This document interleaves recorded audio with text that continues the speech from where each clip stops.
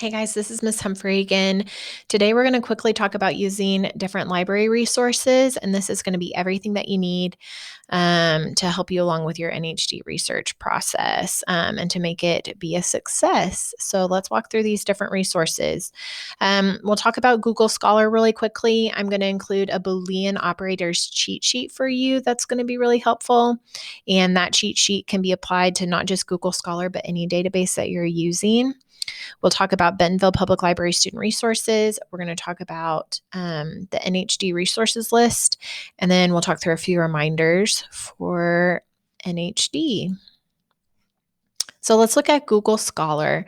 Google Scholar is a better version of Google as far as research goes. If you click on the link, it's going to send you to Google Scholar. It looks very similar to a normal Google search.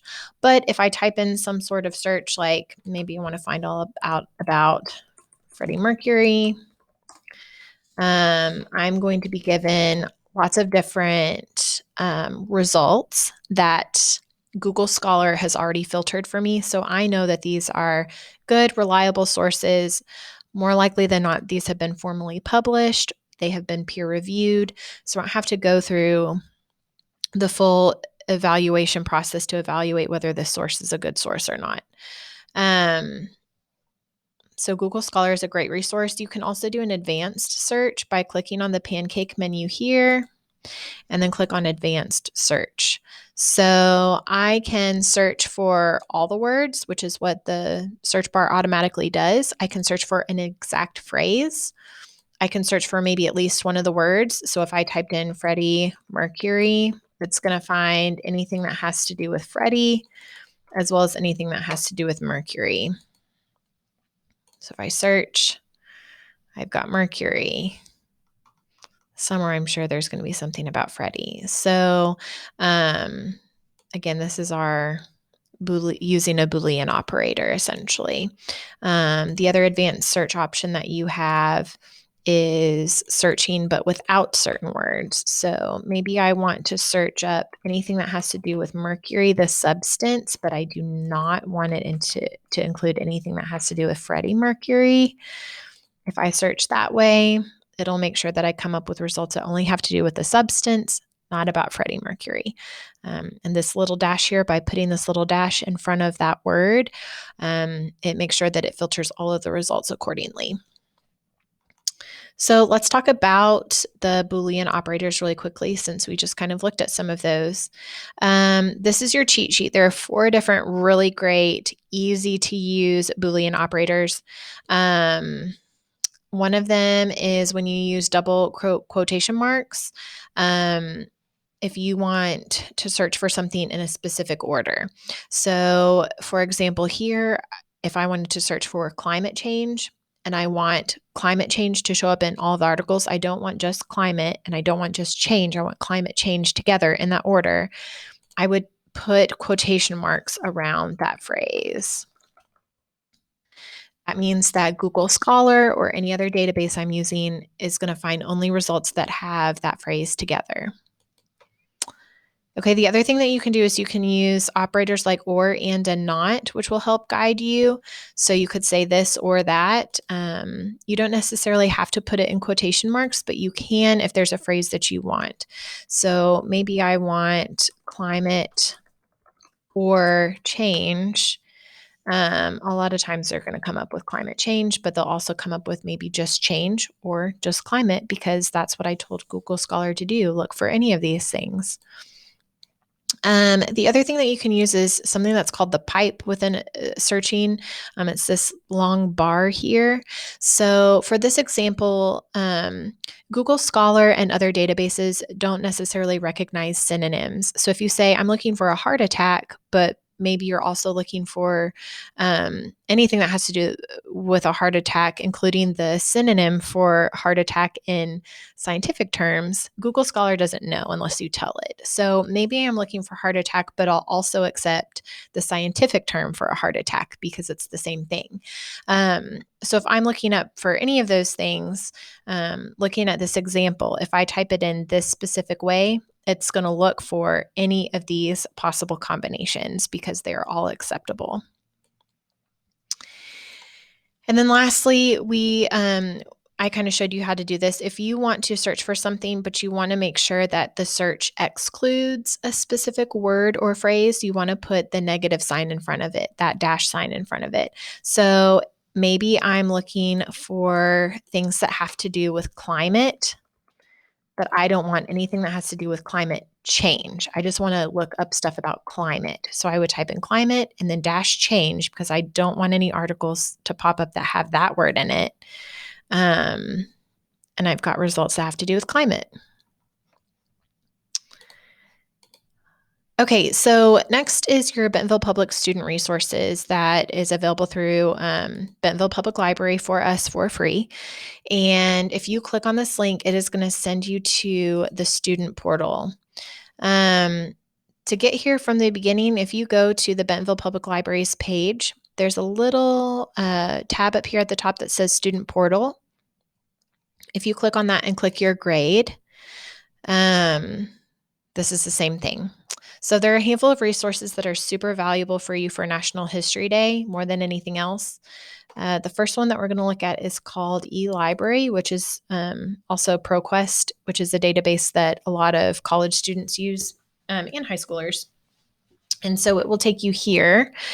You can do a basic search. You can check that you want all the articles to show up to be peer-reviewed ones, which are going to be more like scientific studies of different kinds. And then you can also do an advanced search. So if you click on advanced search, you're going to see our Boolean operators again, and or not. So I could say again that I want climate, but not change, and see any sort of articles that came up with just climate. You can also select that maybe you want it published within a certain time frame. So maybe something that was recently published. You can select different types of source types that you would like, a different type of document type, as well as language. I will warn you that if you select a lot of these different things and you're wanting to like specifically only look for a blog that is in the form of an advertisement or something like that, if you get really nitpicky about stuff, you're not going to get that many results. So you want to keep your net open enough that you can get some good results.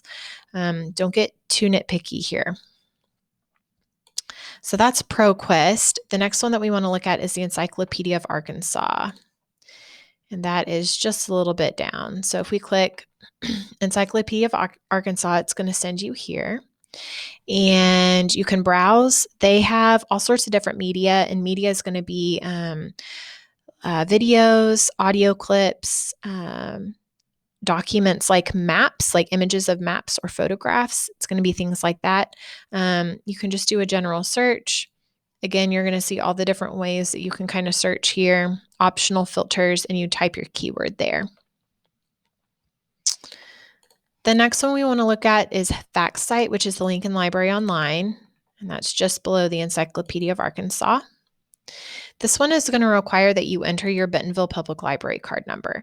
If you don't have a library card number, it's totally fine. You can use your student ID number. So you will put in 4,000 plus your lunch number, and you will log in. And this will get you in. If it asks for a password, which it shouldn't, but if it does, your password is 1234. Super easy to remember. So you can click on any of these different things. You have access to it. You can look at American history. You can look at just FactSite 123, different biographies. They've got all sorts of different information here that is available to you. The next one we want to look at is issues and controversies. And if you scroll down just a little bit more, you'll see it. This one's also going to require that you sign in with 4,000 and your lunch number.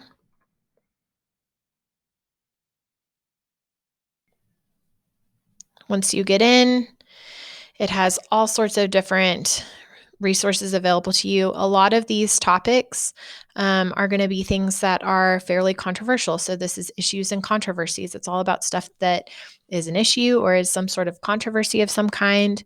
There are all sorts of different issues that you can search by. Maybe you want to look into bullying for whatever reason. They'll come up with all sorts of different articles with the supporter side and the opponent side that you can look at. And usually each of the articles includes extra resources at the end. The very last one we're going to look at is World Book Advanced, and that you'll scroll down more towards the end for that. And this is essentially your online encyclopedia. You can search just normal, or if you'd like to do an advanced search, you can click there. And again, with your advanced search, you're going to be narrowing it down for more specific things.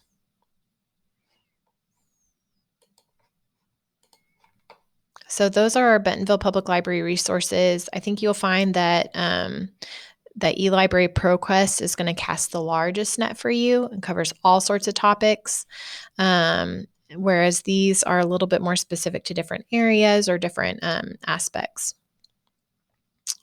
Okay, second to last thing is our NHD Resources page. If you click here, you can go to NHD's version of Student Resources. So this is their Student Resources page, and they've got a handful of different things that you can click on. But if you click on Helpful Research links and scroll down, they have all of these resources available to you, and they're organized by type. So these are all organizations and institutions, museums and historic sites, and so forth, and you can click on any of these links. If you go over to my slides, I have created a Google Doc version that you can add to your Google Drive just to make it easier.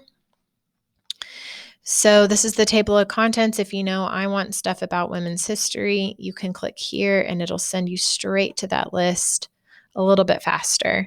You're, of course, welcome to scroll. And if you want, you're more than welcome to print these pages off. I've put check marks here. So if you want to work your way through a list of resources, you can check off just to mark for yourself to know that I've checked these resources already for this different information. Okay. And the very last thing that I want to address is just reminders as you dive into NHD. And if you click here, this is going to send you to our reminders page. So the first thing is you're operating as a professional researcher now. Think of yourself as a historian. You need to start doing some digging into history, and you need to be able to research. So make sure that you're using quotation marks and the Boolean operators as you need to help narrow down your search. Make sure that you're looking at URLs and any bold words that might help you search a little bit more. Pay attention to your information. Pay attention to your sources. Google Scholar is available to you. The Bentonville Public Library databases are available to you. Use them. Use NHD's resource list. If you need a card number, a library card number to get into the databases, use your student ID number, which is 4,000 plus your lunch number. And then if it asks for a PIN or a password, it's 1, 2, 3, 4. Okay, I've made a list of the best databases for History Day. And then I've included the link to the sources that are listed on the NHD site, as well as the Google Doc. As far as citation reminders go, if you copy someone else's words, or if there's information on a website that you like and you take those ideas because you want to use them for your research, you have to cite that source, period. The best citation help is going to be found using NHD's sample bibliography page. Just be a copycat and do what they do. Put it in the order it needs to go in. If they don't have the thing that you're searching for, use Purdue University's online writing lab.